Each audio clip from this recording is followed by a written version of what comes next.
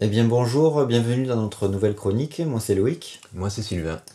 Dans cette chronique en fait, qui sera sous forme de blog vidéo, on va parler de films injustement méconnus, Le film dont nous allons parler aujourd'hui est donc Totoro Hero, un film de Jaco van Dormel.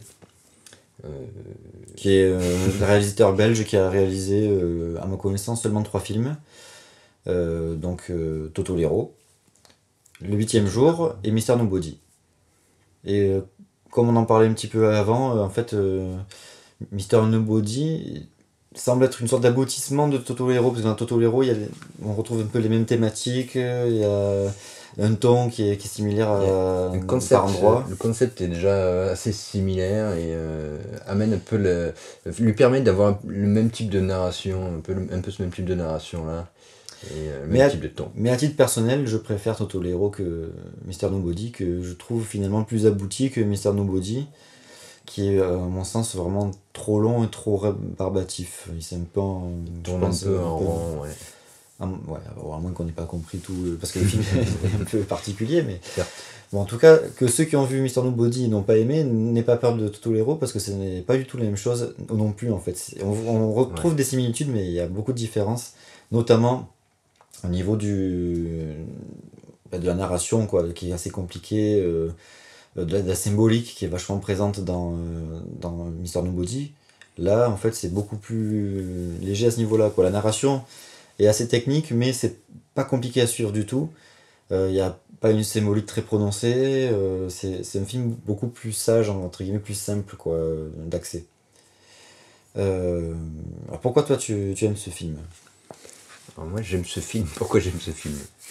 Euh, Tout simplement déjà par sa narration qui est assez étonnante et qui part un peu des fois, sur certains passages en tout cas, un peu dans tous les sens, mais qu'on comprend toujours parfaitement, quoi.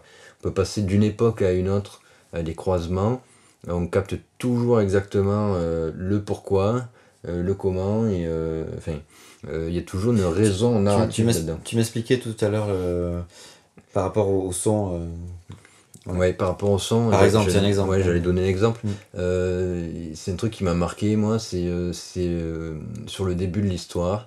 Euh, on entend, en fait, juste après le titre d'introduction, donc, euh, on entend la voix du personnage principal, Thomas, qui sa voix âgée, qu'on a déjà eu en introduction avant le titre, Oui, parce je qu'en fait, précise. on traverse trois périodes de sa vie. Ouais, Son enfance, on va dire quand il était adulte, quand il est adulte, la trentaine, quoi, 35, quoi. ouais, Et 10 ans à peu près, je dirais. ouais, à peu près, ouais. Donc en fait, C'est le ouais, vieux Thomas qui est narrateur, on entend sa voix. voilà, c'est ça que j'allais recadrer le truc. Le vieux Thomas qui est narrateur au début du film, ensuite le titre, et ensuite ça enchaîne avec la voix donc du vieux Thomas qui dit il était une fois et qui commence à raconter sa vie un peu sur le ton d'un conte. Sauf qu'en fait, tout de suite, on entend plus d'autres voix qui viennent dire les mêmes phrases et les phrases se croisent. Et en fait, c'est une voix d'enfant et donc on capte tout de suite que c'est donc Thomas enfant qui est aussi en train de raconter son histoire. Et rapidement, il y a aussi une troisième voix, c'est une voix d'un bébé quoi, qui commence tout juste à parler. Et donc on comprend de suite que c'est Thomas qui est en train, bébé aussi, parce que du coup ça raconte son histoire à partir de sa naissance en quelque sorte, par des bribes de trucs qui ont pu le marquer. Et du coup, je trouve ça très intéressant d'une façon narrative, puisque on n'est jamais perdu justement, alors qu'on peut passer d'une image qui n'a rien à voir avec celle d'après, qui s'enchaîne avec une autre qui n'est même pas de la même époque ou période, mais qui finalement se tient et est très cohérente au niveau de narration, déjà au niveau du son, mais finalement au niveau de ce qui peut être montré aussi, quoi.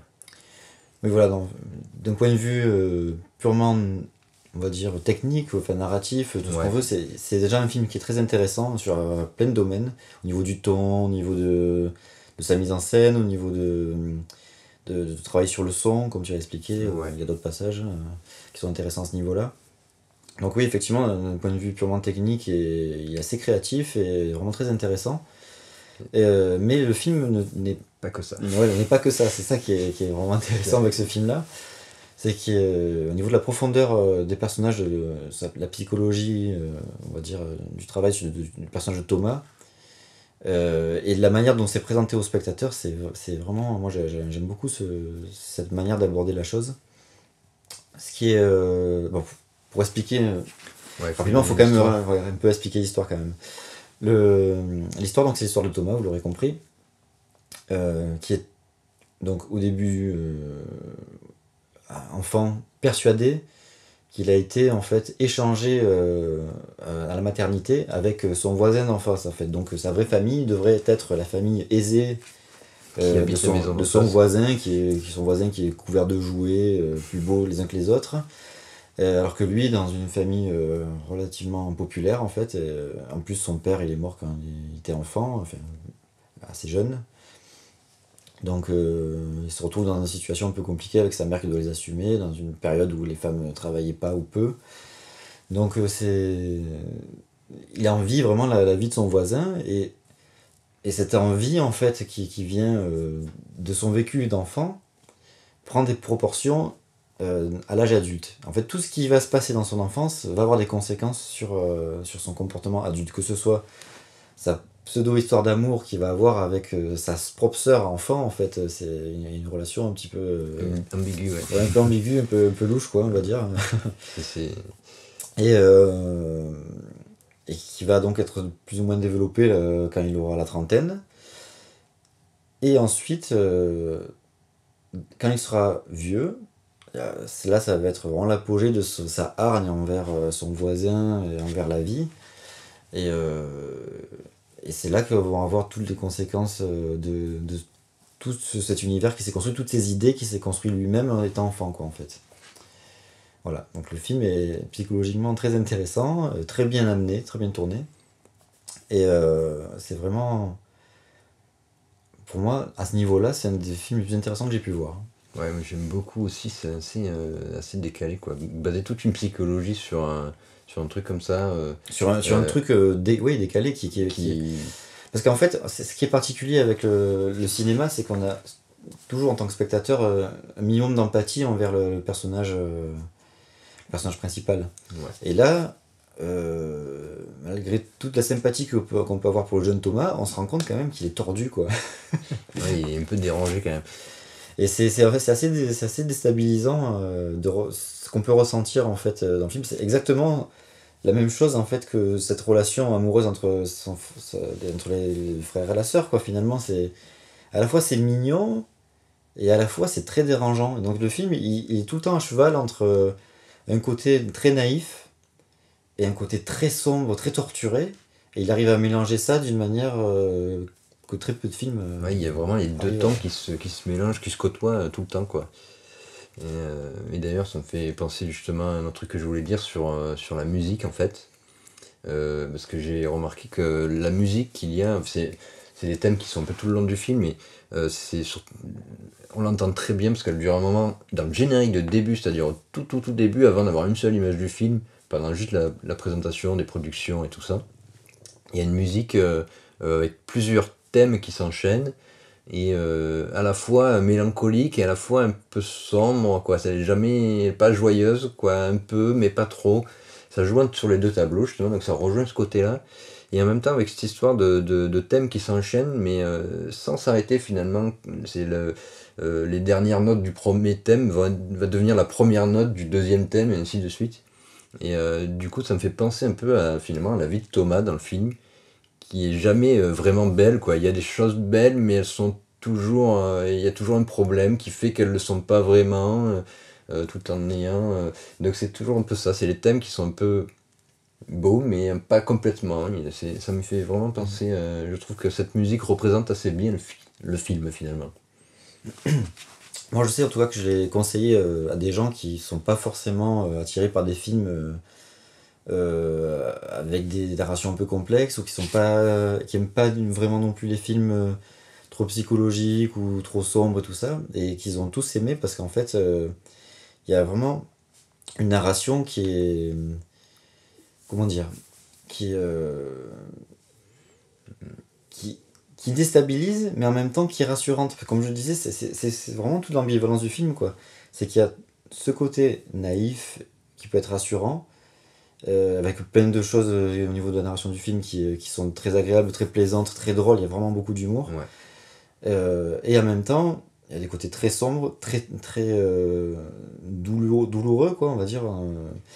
Et, euh, et aussi un humour noir par moments assez, assez fort, quoi. Et donc du coup, le film, il parle je pense qu'il peut parler à pas mal de monde. C'est pour ça que aussi qu'on voulait le présenter dans cette chronique, parce que c'est un film, je pense, à découvrir par le plus grand nombre. Grand nombre, c'est vraiment C'est un film tout à fait regardable par un peu n'importe qui, quoi. Il y a pas de... Je pense qu'effectivement, tout le monde peut apprécier ce film. Oui. Ouais, y a pas c'est pas vraiment ce qui est bien aussi, c'est que c'est pas vraiment non plus un film à suspense, mais il y a du suspense parce qu'on sait jamais trop où ça va mener, même si on sait dès le départ entre guillemets la finalité, puisque dès la scène d'introduction Ouais. ça aboutit sur une scène avec des policiers. Bon, on va pas tout vous expliquer, mais vous découvrirez si vous regardez le Du film. coup, c'est vrai qu'il y a un peu de suspense Il y à a, ce niveau-là. il y a Ouais. quand même du suspense parce qu'on sait où ça va arriver, mais on sait pas comment, on sait pas par quel embranchement. Il y a, euh, il y a quand même des enjeux, quoi, du coup, qui sont mis d'emblée de film, quoi. Et donc voilà, je trouve que c'est un film intéressant parce qu'il y a vraiment un mélange, en fait, de melting pot de genres dans ce film qui est assez incroyable, quoi. Ouais. C'était donc Toto les héros de Jaco Van Dormel, en espérant que cette chronique vous aura donné envie de découvrir le film. Pour ceux qui l'ont pas vu, pour ceux qui l'ont vu, vous pouvez toujours nous laisser un petit message en bas de la chronique pour Dire ce que vous en avez pensé. voilà, si vous avez aimé ou pas. Nous, on est ouvert à discussion et puis c'est toujours intéressant d'avoir des avis contraires s'il y en a, car ça fait avancer les idées. Au revoir. À la prochaine.